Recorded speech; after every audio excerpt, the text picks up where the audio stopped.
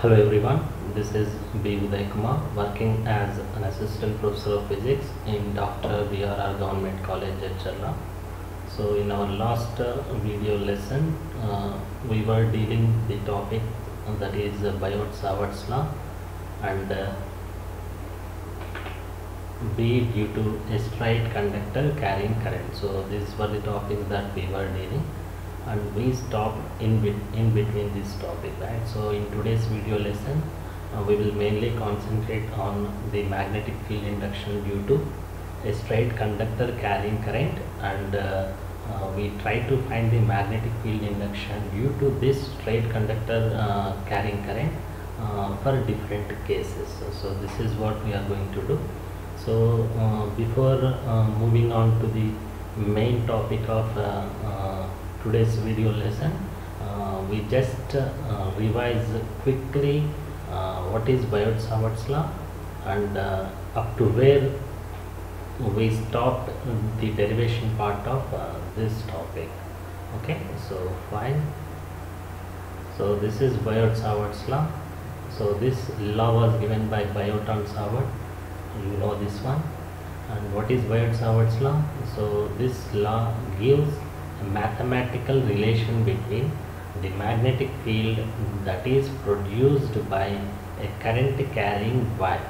Okay, so that mathematical expression is given by this formula. Okay, convenience let us. So this is the magnetic field induction that is produced by a current carrying wire. So this law is called as Biot and Savart law. So initially you already know that a current carrying, so let us assume that this is a current carrying conductor. So this current carrying conductor produces a magnetic field around it. So this was discovered by Oersted. So Oersted experimentally found that a current carrying conductor produces magnetic field. Okay, so that is what Oersted found, but Biot and Savart tried to give a relation between the magnetic field that is produced, okay,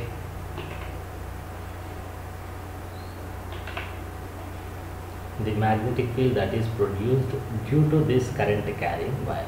Okay, so what may be the magnitude of the magnetic field induction that is produced is given by Biot and Savart from a series of experimental observations. So they found that in their experimental observations they found that the magnetic field induction that is at point P, okay, which is present at a distance of small r, is directly proportional to the current that is flowing in the wire, and it is also found that the magnetic field induction that is produced at this point P is found to be directly proportional to dl, where dl is a small length element that is considered within the current carrying wire. Okay, so that means initially they tried to derive an expression for the magnetic field induction due to this current carrying wire by taking a small element, small length element that you try to get it.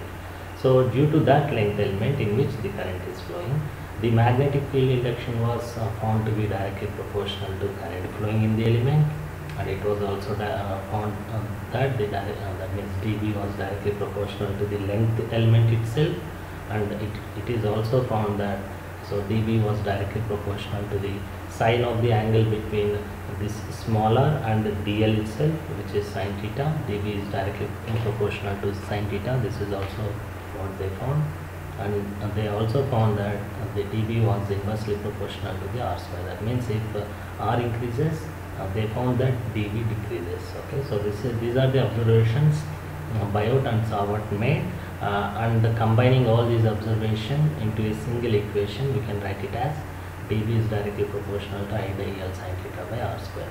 Okay, so this we already studied, and this is magnetic field induction at point P due to this current element, right?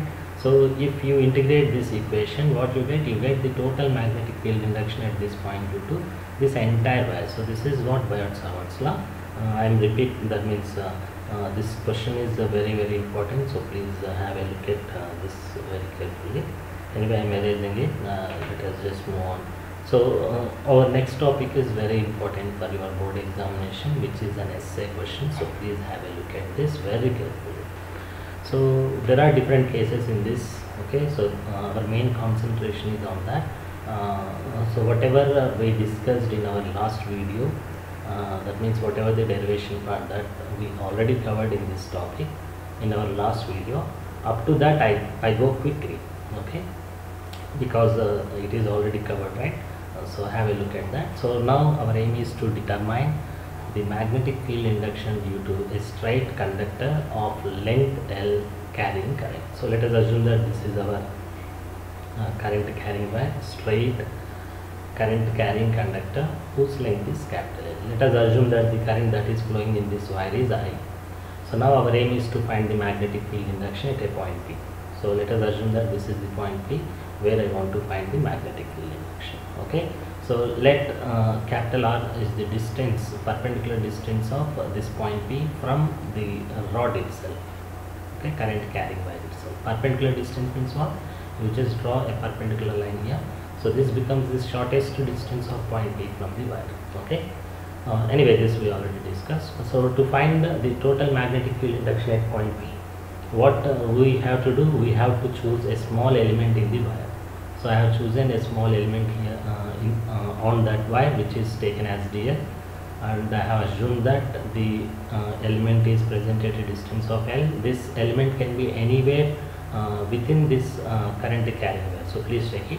This element can be on the upper side of capital R and on the lower side of the capital R. It can be anywhere. Okay. So I have chosen this element, and then next I have drawn a line joining P and this length element, and I have taken that distance as a smaller, and I have taken the angle between dl and the smaller by theta. So by Biot-Savart's law, by using Biot-Savart's law, we can easily derive this equation with the help of mathematics. Anyway, I have taken the angle between smaller to capital R as a alpha. So now let us assume that the magnetic field induction at this point P, due to this length element, current element, IDL element. Current element means IDL is called as current element. So the magnetic field induction at point P, due to this current element is taken as dV. So by from Biot-Savart's law, this dV was given by dV is equal to mu0 by 4 pi IDL cross R by R cube.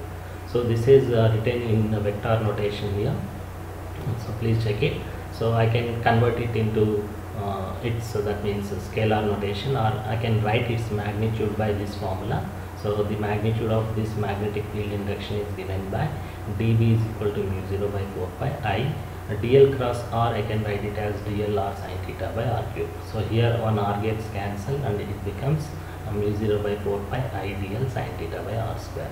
So here cross is nothing but it's not a vector product here. Here it's a vector product, but here it is a simple multiplication. So please try to get it. Okay, so this is the magnetic field induction that is produced at the point P due to this length element, right? So to find the total magnetic field induction, what we do? We just integrate this equation. Okay, so just integrate it and solve it, you will get the answer. So on integrating, you get mu0 by 4 pi I, a constant value. You bring outside the integration, you get mu0 by 4 pi integral dl sin theta by R square. So to simplify this, here there is a right angle triangle that we are getting here. So have a look at this one. SOP is a right angle triangle now. So SOP is a right angle triangle that we are getting here. So in right angle triangle, we can use Pythagoras theorem, and we can apply sine, cos, tan, that means trigonometric formulas. By using those formulas and Pythagoras theorem, we can easily simplify this equation. Okay, so how to simplify that? So have a look at that, we will see it. So this is equation 1 that I have taken. So from triangle SOP, I can write this is theta, right? So this angle automatically becomes pi minus theta, and from the formula of sine theta. So now sine pi minus theta I can write it as, so this is sine pi minus theta, right? So sine pi minus theta I can write it as can I do here? Sine pi minus theta is nothing but opposite side by hypotenuse, right? So using that formula I can write sine pi minus theta as opposite side here is capital R, this is capital R is the opposite side to pi minus theta, and small r is the hypotenuse of this right angle triangle. So by applying the formula of sine, we get this formula, and you know that sine 180 minus theta is sine theta. Okay, you must be knowing these formulas, right? So sine 180 minus theta lies in second quadrant, and hence sine 180 minus theta is sine theta. I hope you know this formula. If not, please try to recall it or revise it. So this is taken as equation number 2, and from 3, what is 3? This is nothing but the Pythagoras theorem. That means you can write this as, that means this is right angle triangle, right, in which small r is the hypotenuse, and hence I can write it as L square plus capital R square is equal to small r square. So this is the formula that I get. So substituting 2 and 3 in 1, you get this equation. That's it. We already have done it, so I'll just go through it. So this is mu 0 by 4 pi, dl by r square is written as it is, but in place of sin theta, I write it as capital R by small r. That's it. So on simplifying it, I can write it as capital R dl by small r cube, but from Pythagoras theorem, small r is given by this formula. Substitute it in equation number 4. If I do that, I get this one. Okay, so here capital R is constant, it is taken out. So mu 0 capital R by 4 pi integral dl by, so this is small r, this is r cube, right? Since small r is this much, r cube is written by this one. Okay, is that clear? So again, to further simplify it, what we do is that we take L is equal to r tan alpha. Here in this right angle triangle, you know that tan alpha, so this is alpha, right? So tan alpha is what? You know the formula for tan alpha. Tan is opposite side by adjacent side, right? So I can write this as L by capital R. So if I take this one, I can write L as tan alpha, and if you differentiate this, I get dl as r secant square alpha d alpha. So in equation number 6, we have dl and also L. Substitute 7 and 8 in equation number 6. If I do so, I get dl.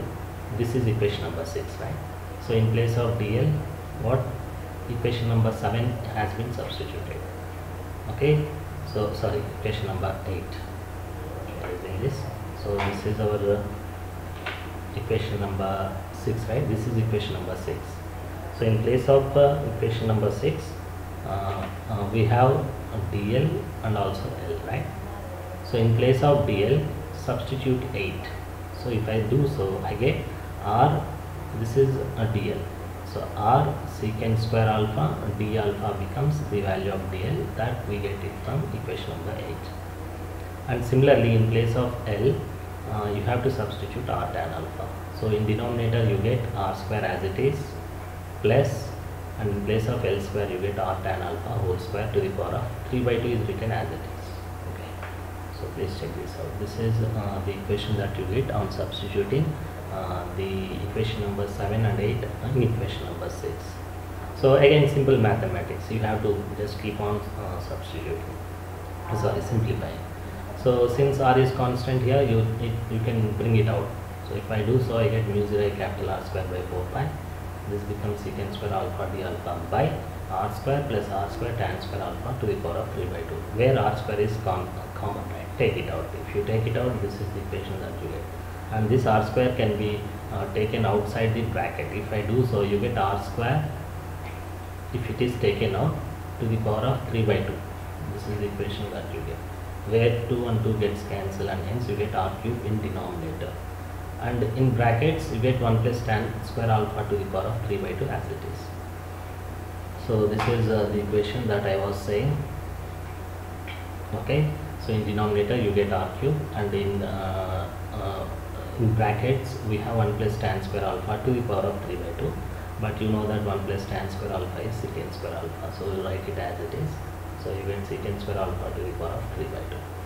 So in this equation, this is r square, and in denominator you have r cube, right? So out of r cube, 2 r's, that means r square gets cancelled, and one capital R will be remained in denominator, so substitute that. So the constants of this integration, that is written outside will be mu 0 I by 4 pi capital R, and in brackets you get secant square alpha d alpha, and this is secant square alpha to the power of 3 by 2, right? So that means this power 2 gets cancelled, and hence you get secant cube alpha. So out of secant cube alpha, and in denominator we have secant square alpha, right? So secant square alpha gets cancelled, and in denominator you will be having only secant alpha. So you know that I can write cos as 1 by secant, and hence substituting that formula you get this one.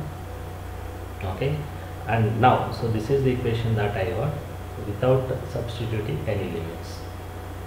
So this is the almost the final equation that I got, but it's not the end of the derivation, right? So as I already told you in the beginning, the length element can be anywhere within this wire, right? It can be anywhere.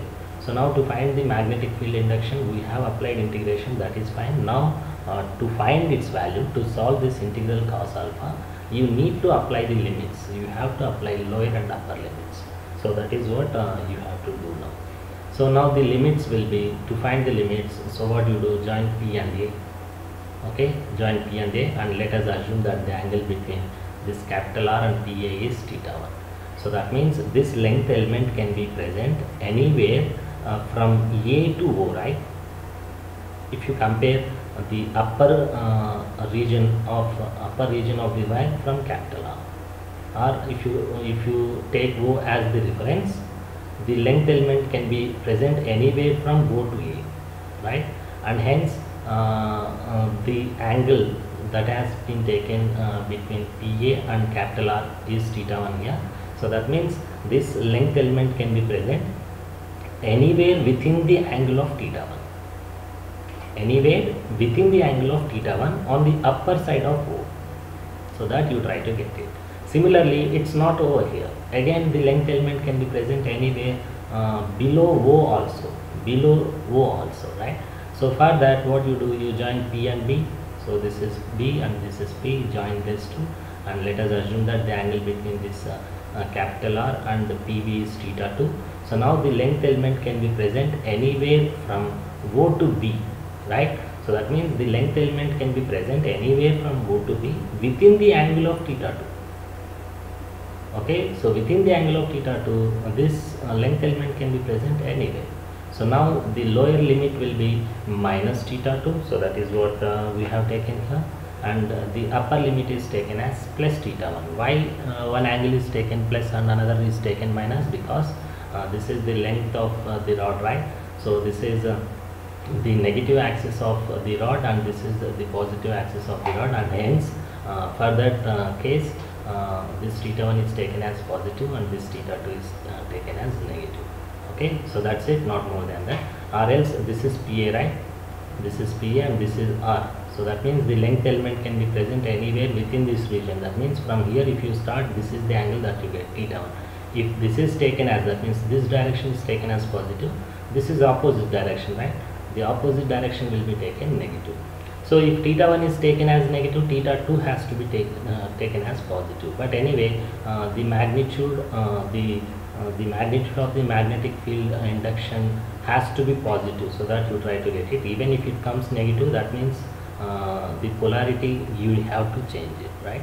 So anyway, here I have taken theta 1 as positive and minus theta 2, so theta 2 as negative. You know why? Because this length element, that means if the length element stays from O to A, this is becoming the positive axis of the rod, and this is becoming negative axis of the rod, and hence theta 2 I am taking it as negative. That's it.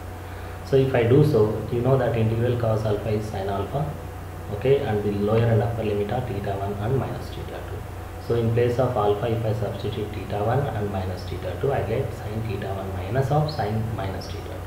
But you know that sin minus theta 2 is minus of sin theta 2. So if that minus comes out, minus and minus becomes plus, right? And hence you get mu 0 by 4 pi r sin theta 1 plus sin theta 2 in place of b. So this is the equation number 9 that we got, where we stopped in our last class. Okay, but anyway, I repeated it because it's one important question here. So in your board examination, they may just ask you to find the magnetic field induction due to a finite length current carrying wire. So for that you have to stop it here, but there are different cases that arises in this topic that we discuss here. So that means in this derivation, so up to equation number 9 is common. So there are different cases here. For example, if the current carrying wire is of finite length, so what is the magnetic field induction? And if the current carrying wire is of infinite length, what is the magnetic field induction? If the current carrying, that means even you can change the point, right? So these are the different cases that you get. We try to understand those cases now. So anyway, coming to the case 1. So if the current carrying wire is of finite length, for conductor of finite length means if this wire is of finite length, we already derived it from equation number 9, which is B is equal to mu 0 by 4 pi r. In brackets you get sin theta 1 plus sin theta 2. So you have to stop it here itself. If they ask you to find the magnetic field induction due to a current carrying conductor or wire of finite length, you have to stop here itself. Equation number 9 will be the final answer.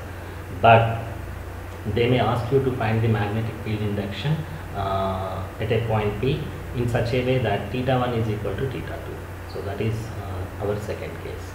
That means exactly they may ask you to find the magnetic field induction at a point P which is exactly in between the current carrying wire of a capital of length capital L. So that is what they may ask. That means exactly at a point which is in between. So that they may ask. So to find that, what we do, we start from here itself. So from equation number 9 I can write it as mu 0 by 4 pi r in bracket sin theta 1 plus sin theta 2. But since theta 1 is equal to theta 2, I can write sin theta 1 plus sin theta 1, which I can write it as 2 sin theta 1. If 2 is brought out, you get mu 0 by 2 pi r, because 2 and in denominator we have 4, 2 gets cancelled. So you get mu 0 by 2 pi r, and in brackets you get sin theta 1. So but sin theta 1 is given by this formula. So how do you know that? So to understand this, let me draw this diagram. So let us assume that this is your current carrying wire, right? So of length capital L. So if theta 1 is equal to theta 2, that means this point lies exactly in between this current carrying wire of length L. So this is exact point, exactly midpoint. Since it is the midpoint of this current carrying wire, so this length will be equal to L by 2, and this length also will be equal to L by 2. So if I take any part of the current carrying wire, either upper part or lower part, so I get this one, right? This becomes theta 1. And from the figure you know that this length is taken as capital R. And you know that this is small r that I have taken. And I can write now small r as by Pythagoras theorem under root this square plus this square. That means r square plus L by 2 whole square. This is the formula of small r that I get here. So now in this equation we have sin theta 1, right? So now sin theta 1 I can write it as, that's it, this is sin theta 1, right? So theta 1. So sin theta 1 is you know the formula, that is opposite side by hypotenuse. That means you get L by 2 by r. So but sin theta 1, this is where I have written the formula. So sin theta 1 is equal to opposite side, which is L by 2 from the figure, and hypotenuse is how much? Smaller, and smaller is given by under root capital R square plus L by 2 whole square. So this is the formula of sin theta 1. Just simplify and substitute in this equation, you get the final answer. So to find it, what you do? So first simplify this one. Sin theta 1 is this formula, you know this now. So this 2 is brought to denominator. If I do so, I get L by 2 under root R square plus L by 2 square, I can write it as L square by 4. So if I add these two terms which are in square root, what I get? I get 4r square plus L square by 4. So remaining terms are written as it is. So now if I take this 4, if I bring this 4 outside the square root, what I get? It becomes 1 by 2, right? So 2 by 2 is the value that I get here. So let's take this one. So if this 4 is brought out, what I get? I get here 2 by 2. That's it. This is what I get. And hence these 2 gets cancelled. So since this 2 gets cancelled, the final value of sin theta 1 will be capital L by under root 4r square plus L square. That is what I get here. So since this is what I get, so finally the value of B will be which is equal to mu 0 by 2 pi r, and the value of sin theta is given, sin theta 1 is given by capital L by under root 4r square plus L square. So this is the formula of magnetic field induction due to a current carrying wire of finite length at a point B which exactly lies in between the current carrying wire, okay, where the values of theta 1 is almost equal to, sorry, where values of theta 1 is equal to theta 2. So this is the second case of the magnetic field induction due to a current carrying wire that we have found when theta 1 is equal to theta 2. Now let us move on to our next case, which is for a conductor of infinite length. So this is very important. So most of the cases this is what they are going to ask. Okay. So anyway, so you know that if this formula is known to you, right? This is B is equal to mu 0 by 4r square plus L square. This is the point. This is the magnetic field induction at a point P, which is present at a point where theta 1 was found to be equal to theta 2. Okay. So what if the conductor is of infinite length? So that is what they may ask in your final examinations to solve.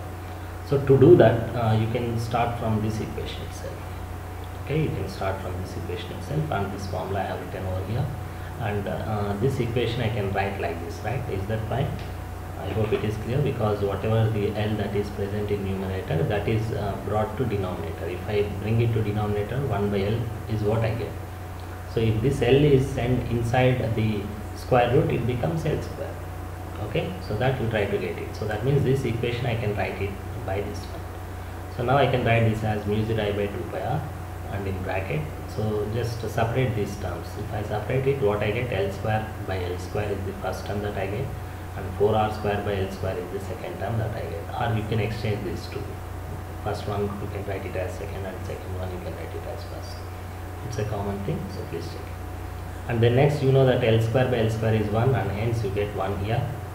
Remaining term is same as it is, and 1 by under root L square by L square becomes 1, and 4r square by L square is written as it is. If the length of the wire is infinite, so this is the wire, right?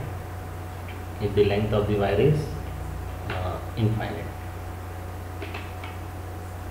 so if the length of the wire is infinite, what happens now in this equation? This is the mathematical condition that I have taken. If L is tending to infinity, or if L tends to infinity, so what happens if L is infinity? So this is going to be infinity, right? So that means 4r square by infinity becomes 0. So that is what you have to understand. So 4r square by L square will be 0 when L is tending to infinity. So that you check it. So since it is becoming 0, what happens? You get B as mu 0 by 2 pi r, 1 by under root 1 plus 0. So since this is 0, 1 plus 0 is 1, and hence the final value of B comes out to be mu 0 by 2. So that is what you have to understand here. So I hope this derivation is, that means this slide is clear to you, which is very, very important. And let us move on to our next case, that is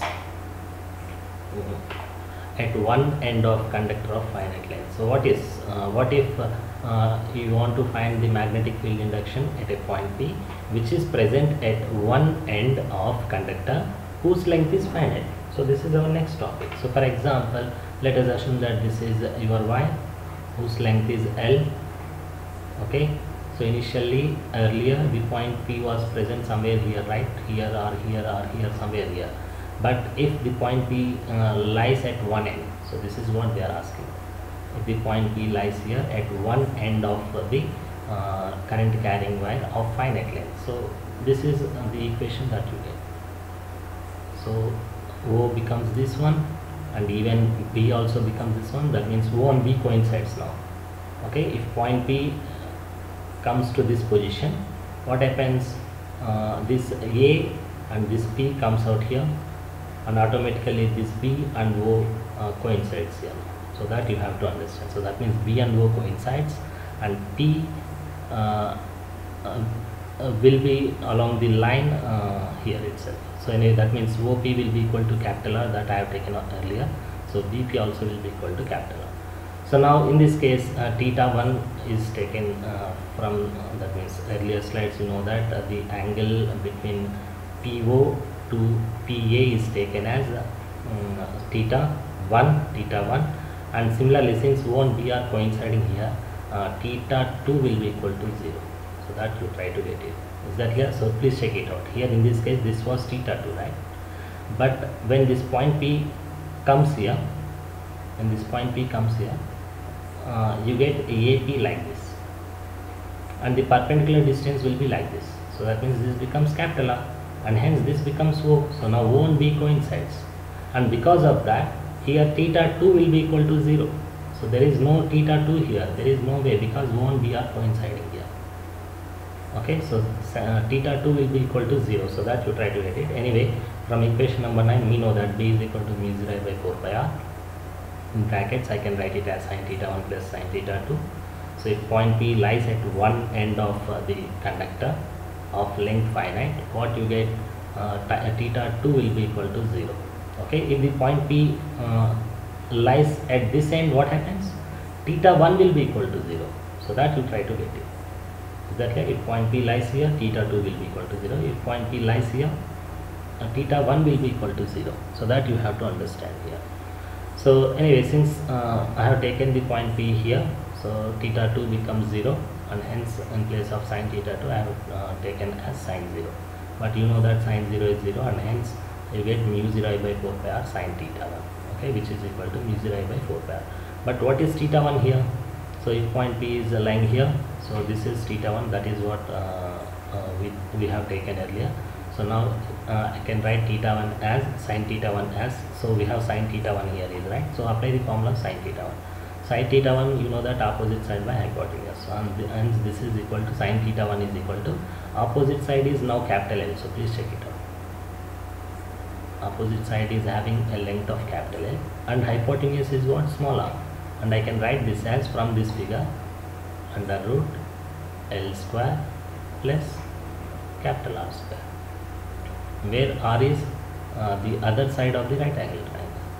So sin theta 1 I can write it as capital L by small r, which is again written as under root r square plus L square. So this is the formula of the magnetic field induction at a point P, which is present at one end of the conductor of finite length. So that you try to get it. So this is case 4. And now coming to the case 5. So what is the case 5? So you can also find the magnetic field induction at one end of the conductor of infinite length. So to find this, we use this formula itself. This is of finite length. This is the equation that you get for the magnetic field induction at a point P, which is present at one end of the conductor for a finite length, right? So this one. So to find the magnetic field induction at a point P, which is present at one end again for a conductor of infinite length, what we do, we just use the same formula.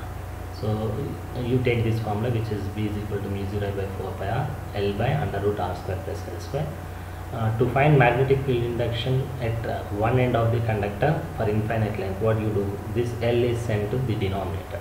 So if I do so, what I get, this L I can write it in denominator. So if I write it, what I get this as 1 by L. So if this 1 by L is sent inside the square root, you get L square. And separate these terms out. If I separate these terms out, you get mu 0 by 4 pi r 1 by under root r. So if you separate it, you get r square plus L square. Sorry, r square by L square plus 1. So this r square by L square. So remember, if the conductor is of infinite length, you know that L tends to infinity and L tends to infinite. Okay, so if L tends to infinite, this term becomes 0. R square by L square will be 0, because 1 by infinity is 0 here, or r square by infinity becomes 0, and hence in square root you get 0 plus 1, and 0 plus 1 is 1, you know that, and hence you get mu 0 by 4 pi r. So this is magnetic field induction at a point P, which is present at one end of the conductor or y of infinite length. So these are the different cases that exist for this same topic, and in your examinations they may ask anything. Okay, there is that means we cannot say where they may ask the question, but you need to be little careful with all the topics that we have discussed now. Okay, so these questions are also important for even they are important for competitive examinations, So you have to remember the formulas that we have discussed here. So one interesting thing that you can do here is that so anyway, from mathematics, that means from mathematical formulas, I derived the equations here, right? But even from physics, that means by observing the diagram, you can find the magnetic field induction at a point P due to a conductor of infinite length. So that is also you can do. So for example, this is where we stopped here, right? So this is magnetic field induction due to a current carrying wire of infinite length, right? So this is what the formula that we got. For example, if the length of this wire is infinite, okay, if the length of the wire is infinite, what happens if the length of the wire is infinite? Infinite means what will be the value of theta 1 and theta 2, you just try to imagine. So that completely depends on you. For example, if the length of the wire is infinite, I cannot draw an infinite line because of that means constraints that I have here, but you have to imagine that the length of the wire is infinite. If it is infinite, so actually we were joining the upper, that means we have taken the that means upper point of the wire as A and the lower point of lower end of the wire as B, right? So if this A is present at infinite and B is present at infinite, what happens? So please try to imagine this was taken as a R, and the line that was joining this P and A, this was P and A, and the angle between this capital R and P and A was taken as theta 1. So this is what we have done, right? So if this A is present at infinite, please imagine, if this A is present at infinite, this theta 1 will be equal to 90 degrees. So this you can imagine, so please check it out. And similarly, if B is present at infinite, this theta 2 also will be equal to 90 degrees. So that means mathematically I am not doing it. From physics part of view also you can do it, right? So that means if A is present at infinite and B is also present at infinite, from the figure itself, you can easily say that theta 1 is equal to 90 degrees and theta 2 is equal to 90 degrees. And if I substitute 90 and 90 in place of theta 1 and theta 2, what I get? Sin 90 is 1 and sin theta 2. Sin 90 is again 1 plus 1 becomes 2, and you get mu 0 I by 4 pi r into 2. So 2 gets cancelled. If 2 gets cancelled, what you get? You get mu 0 I by 2 pi r. So this should be the formula of magnetic field induction at a point due to a current carrying wire of infinite length. So let us check whether this formula we got or not. So which case was there? So this one. For a conductor of infinite length, what was the formula that we got? We got mu 0 I by 2 pi r. So this is the formula that we got by using the formulas here, right? But if you simply try to apply the concept here, that means since if the length of the wire is infinite, theta 1 and theta 2 must be equal to 90, right? So if you apply that concept here, that also gives you the value of magnetic field induction at a point P due to a wire of infinite length should be and will be equal to mu 0 I by 2 pi r. That is what we get here. So anyway, this is from a physics point of view I am saying, and mathematical point of view, this is what we got, but both will be same, so please check it out, okay, so that you try to get it. So anyway, so even this case also you can do like that, mu 0 I by 4 pi r. Actually which formula you are having? Mu 0 I by 4 pi r. This was the magnetic field induction that we got for a current carrying wire of finite length line. So this was the formula that we got for magnetic field induction due to a wire of finite length. So what if the point P lies at one end of the conductor? For example, if point P lies here at one end of the conductor and if the length of the wire is infinite, what happens? You just tell me. Okay, so obviously this point, let us assume that A is present at infinite. Since A is present at infinite, the angle that you get here will be equal to 90 degrees and theta 2 will be equal to 0. So since theta 2 is equal to 0 here, okay, since theta 2 is equal to 0, this becomes 0, and since theta 1 is equal to 90, this becomes 1. So 1 plus 0 will be 1 again. So you have to get the magnetic field induction due to a current carrying wire of infinite length at one end of the conductor has to be mu 0 by 4 pi r, right? So that is the same formula that we are getting here also. So this is what I found from mathematical equations. This is what I found from the concept itself. That means by imagination what may be the angles of theta 1 and theta 2 for infinite length, that is what I applied here. So if I applied those values, even there I am getting the same values, right? So please check it out. Anyway, it all depends on you. So you can that means you can find the magnetic field induction due to a current carrying wire of finite length or infinite length at a point P which is present at the mid of the current carrying wire or at one end of the current carrying wire. So those things you can do. Okay, I hope it is clear. So please go through it and you have to practice it, otherwise it is going to confuse you. Okay, so please check it. I hope it is clear. We'll stop here. Thank you once again.